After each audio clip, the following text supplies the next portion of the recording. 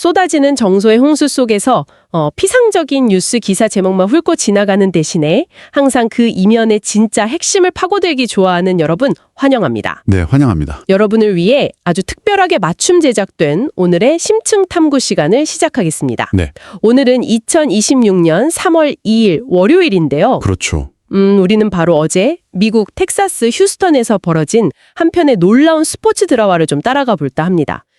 그 잔디구장 위에서 아주 조용하지만 거대하게 일어나고 있는 전술적이고 심리적인 변화의 물결 말이죠. 네, 오늘 우리가 다룰 자료들의 면면이 진짜 꽤 흥미롭거든요. 맞아요.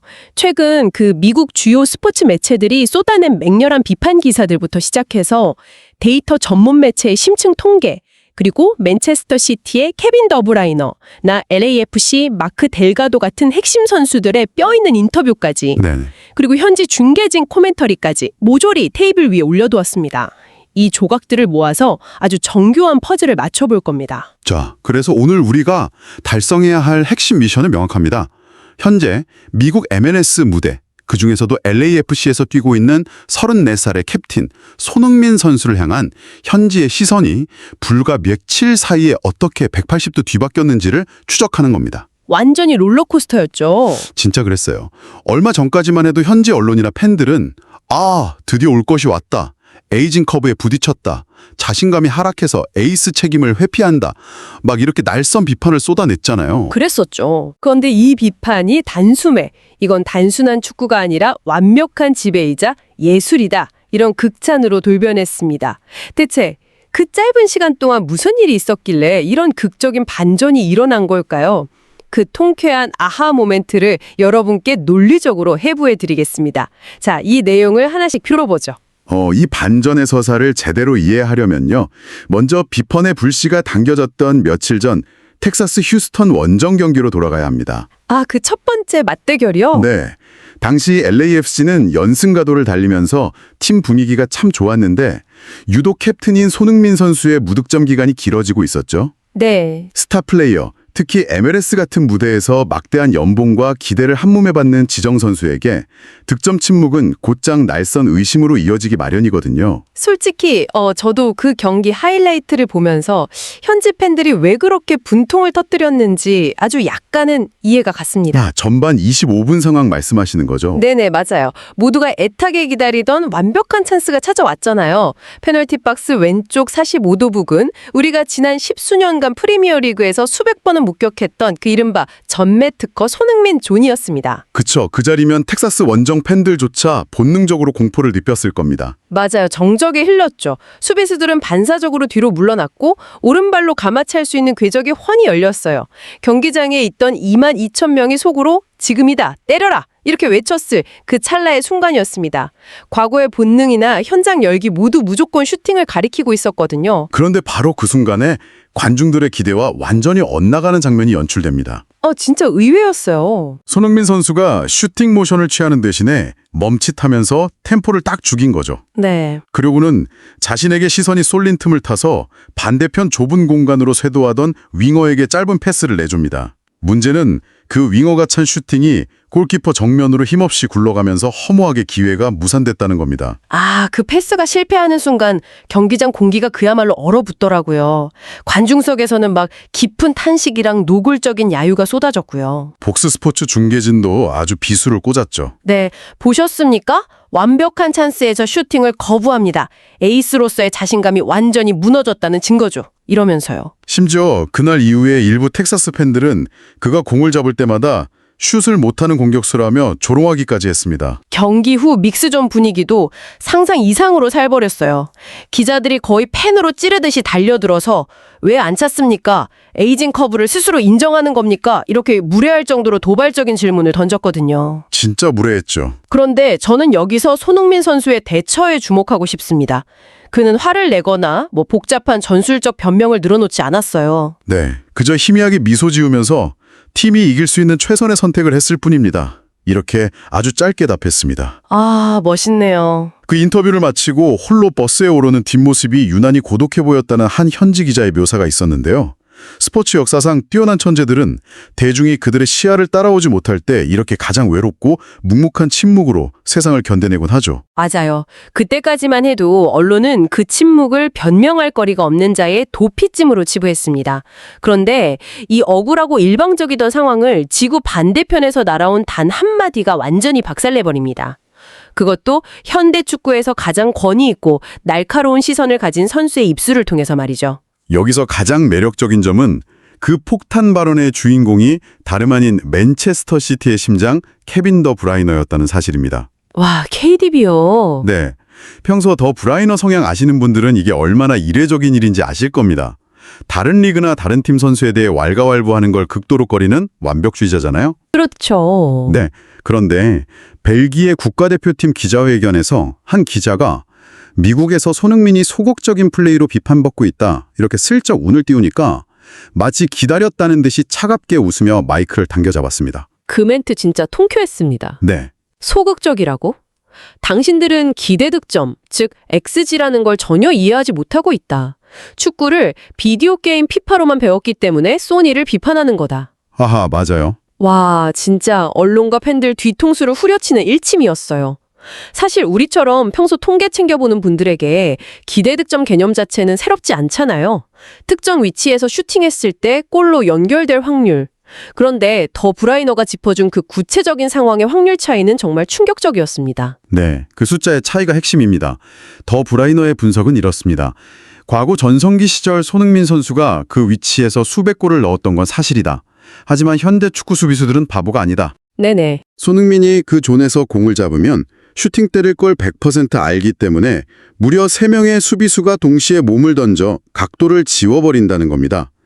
더브라이너가 데이터팀에 확인한 바에 따르면 그 순간 무리하게 슈팅을 강행했을 때의 XG 값은 0.05. 와. 다시 말해 5%도 안 되는 희박한 확률이었습니다. 여기서 제가 비판하는 팬들 입장에 대해서 반론을 제기해 볼게요. 아니 5%든 1%든 수비수를 달고서라도 원더골을 꽂아 넣는 게 슈퍼스타고 에이스 아니냐. 과거엔 그렇게 넣지 않았냐. 이렇게 주장할 수 있잖아요. 바로 그 지점이 더 브라이너가 지적한 비디오 게임식 사고방식입니다. 아, 물론 과거엔 압도적인 스피드와 폭발력으로 그 5% 틈을 뚫어냈을지 모릅니다. 하지만 34세의 노련한 캡틴은 이제 다른 차원의 계산을 하는 거죠. 수비수 3명이 자신에게 쏠린 그 찰나, 반대편 공간은 어떻게 될까요? 완전히 비어 있겠죠. 맞습니다. 동료에게 수비 방해를 전혀 받지 않는 오픈 찬스가 열립니다. 더브라이너가 짚은 그 반대편 찬스의 기대 득점 값은 무려 0.89였습니다. 세상에 5%의 불확실한 영웅주의냐 아니면 89%의 확실한 팀 승리냐 이 두 가지 선택지를 놓고 본 거군요. 정확합니다. 더브라이너는 이건 킬러 본능 상실이 아니라 축구 지능이 완전히 다른 차원으로 진화했다는 증거라고 못 박았습니다. 골에 대한 탐욕을 억누르고 팀 승리 확률을 극대화하는 이타적인 선택이죠. 네. 지네딘 지단이나 리오넬 메시처럼 나이가 들면서 신체적 한계를 눈과 뇌, 즉 압도적인 공간 지각 능력으로 극복하며 경기를 통제하는 반열에 올랐다고 극찬했습니다. 와, 이 인터뷰가 전파를 타자마자 미국 스포츠 매체 편집국이 발칵 뒤집혔습니다. 부랴부랴 데이터팀 갈아 넣어서 손흥민 선수 이번 시즌 세부 스탯을 모조리 다시 뽑아냈죠. 네, 결과가 어땠나요? 비판자들 얼굴이 화끈거릴 만한 결과가 나왔습니다. 표면적인 슈팅이나 득점은 줄었지만 빌드업 관여도, 수비라인 붕괴시키는 키패스, 그리고 직접적인 기점 연결 수치가 무려 MLS 리그 전체 압도적 1위였던 겁니다. 고장난 득점 기계가 아니라 경기장 전체를 설계하는 완벽한 마에스트로였다는 게 데이터로 증명된 거죠. 대중이 공의 궤적에만 집착할 때 그는 체스 플레이어처럼 전체판을 읽고 있었던 겁니다. 자, 여기서 정말 흥미로워지는 부분은 말이죠. 데이터와 옹호 발언만으로 고집불통 현지 팬들 마음을 완전히 돌리긴 어렵잖아요. 눈앞에서 증명해야 하는 숙제가 남아 있었습니다. 그리고 며칠 뒤 열린 다음 라운드, 바로 어제 휴스턴과의 리턴 매치에서 믿기 힘든 데자뷰가 펼쳐집니다. 후단 11분이었죠. 네, 누군가 비디오 테이프를 되감기 한 것처럼 똑같은 상황이 벌어집니다. 또다시 페널티 박스 왼쪽, 그 손흥민 존에서 공을 잡았습니다. 이번에도 휴스턴 수비수 2명이 사냥감 노리듯 동시에 달려듭니다. 관중석은 지난번 실망감을 떠올리며 숨을 죽였죠. 쏠까? 또 패스할까?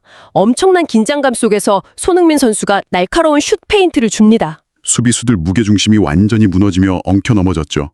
네, 그런데 이번에도 직접 타격하지 않습니다. 그 대신 수비수들이 자신에게 완벽하게 끌려온 바로 그 0.1초의 틈을 타서 등 뒤로 파고들던 마크 델가도로 향해 시선 한 번 주지 않고 감각적인 힐킥을 찔러 넣습니다. 보지도 않고 반대편으로 빼버리다니.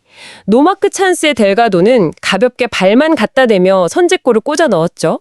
완벽한 어시스트였습니다. 근데 전 골보다 그 직후 장면에서 소름이 돋더라고요. 델가도가 골 넣고 환호하는 대신에 다이렉트로 손흥민 선수에게 달려가더니 그 앞에 털썩 무릎을 꿇고 자기 축구화 소매로 손흥민 선수의 축구화를 정성스럽게 닦아주는 구두 닦기 세리머니를 선보였습니다. 축구 역사에서 그 세레모니의 상징성은 엄청나죠. 단순히 고맙다를 넘어 이 득점 지분 100%는 나의 슈팅이 아니라 당신의 패스에 있다. 당신이 차린 밥상에 난 숟가락만 얹었다는 가장 궁극적인 찬사이자 존경의 의미거든요. 이 장면 하나로 현지 팬들의 의구심이 산산조각 났습니다. 당시 폭스 스포츠 해설자가 거의 울부짖듯이 소리쳤죠. 우리가 완전히 틀렸습니다. 소니는 득점왕을 버리고 킹메이커가 되기로 결심한 겁니다, 여러분. 이건 축구가 아니라 예술입니다. 라고요. 데라도의 경기 후 인터뷰를 보면 이게 결코 우연이 아니었다는 걸 알 수 있습니다. 네네. 델가도가 훈련장 라크룸에서부터 소니가 귀에 못이 박히도록 한 말이 있다. 내가 공 잡으면 수비 쏠릴 테니 무조건 뒷공간으로 뛰어라. 보지 않아도 공은 내 발 앞에 갈 것이다. 이렇게 말했다는 거예요.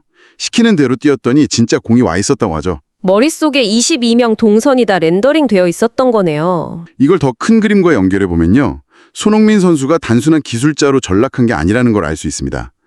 어제 열린 그 3월 1일 휴스턴과의 원정 경기는 그가 전술적 지배력을 넘어 심리적으로 얼마나 압도적인 품격을 지닌 리더인지를 전 세계에 증명한 경기였습니다. 그 경기 진짜 전쟁 같았어요. LAFC가 개막전에서 메시가 있는 인터 마이애미를 3대 0으로 완파하니까 네. 휴스턴 감독이 아예 작정을 하고 나왔잖아요. 무슨 수를 써서라도 반칙을 해서라도 손흥민을 지워버려라. 네. 휴스턴 수비진이 이성을 잃은 맹수들처럼 집요하게 물고 늘어졌습니다. 그럼에도 그의 클래스는 흔들리지 않았죠.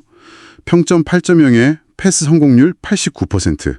선제골 어시스트에 이어 두 번째 골에서도 완벽한 세컨 어시스트로 기점 역할을 했습니다. 하지만 이런 화려한 스탯 이면에 진짜 아찔하고 폭력적인 순간들이 있었죠. 전반 45분에 안토니오 카를로스가 수십 미터를 질주해서 악의적인 백태클을 날렸습니다. 아킬레스건을 그대로 가격했죠. 네, 공은 이미 떠났는데도 스터드를 높이 들고 가격했어요. 둔탁한 파열음이 들릴 정도로 끔찍한 파울이었습니다. 주심이 VAR도 안 보고 즉각 다이렉트 레드 카드를 뽑았죠.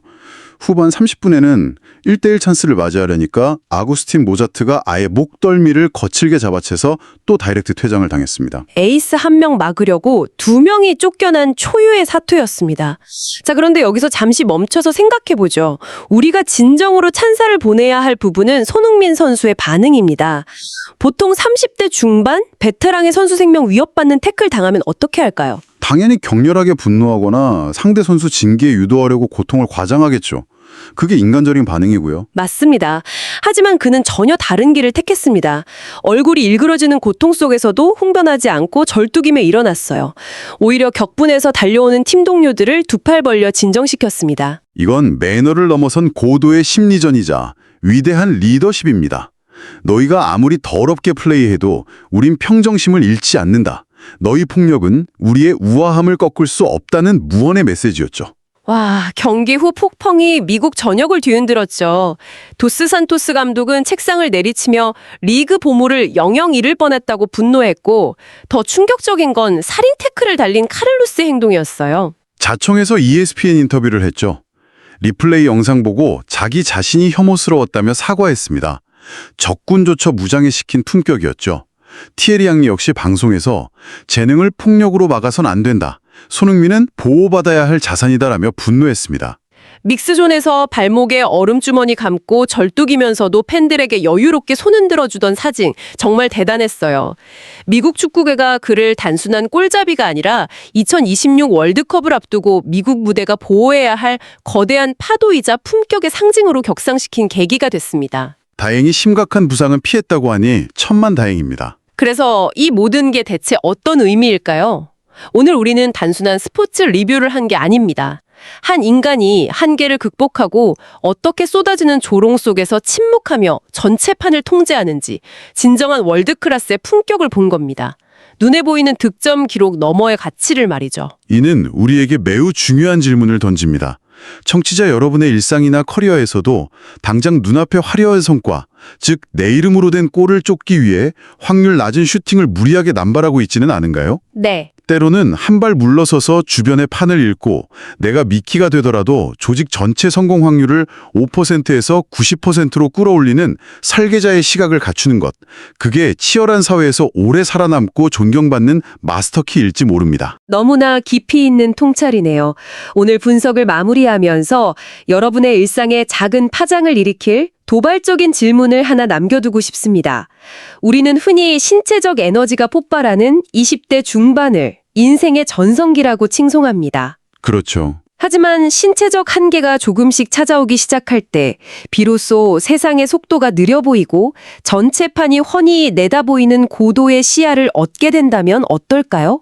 어쩌면 우리가 그토록 두려워하는 시간의 흐름과 노화라는 제약이야말로 우리 내면에 잠들어 있던 가장 높은 수준의 지성과 통찰을 잠금 해제해주는 진짜 열쇠가 아닐까요? 정말 좋은 질문입니다. 만약 그렇다면 지금 이 방송을 듣고 계신 여러분 인생에서 진짜 전성기는 어쩌면 아직 시작조차 안 했을 수도 있습니다.